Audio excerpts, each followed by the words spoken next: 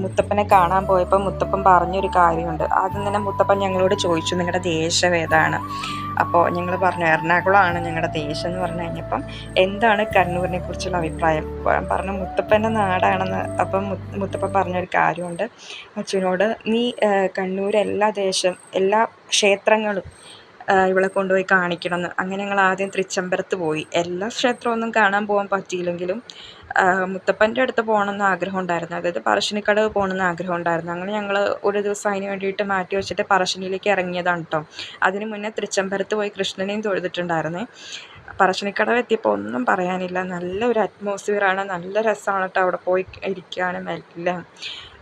മൊത്തത്തിൽ കണ്ണൂർ ഒരു വൈബ് തന്നെയാണ്. അതായത് തെയ്യവും അതുപോലെ തന്നെ തെയ്യം എന്ന് പറയുമ്പോൾ നമ്മളെ മുത്തപ്പൻ മാത്രമല്ലല്ലോ, നമ്മുടെ പൊട്ടൻ തെയ്യമുണ്ട്. നമുക്ക് പൊട്ടനെ കാണാൻ പറ്റിയില്ലായിരുന്നു കേട്ടോ, നമുക്ക് ഗുളികനെ കാണാനും പറ്റിയായിരുന്നു, അതുപോലെ തിരുവപ്പനെയൊക്കെ കാണാൻ പറ്റിയായിരുന്നു കേട്ടോ.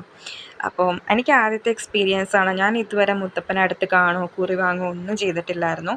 അപ്പോൾ എനിക്ക് ഭയങ്കര സന്തോഷമായി കേട്ടോ.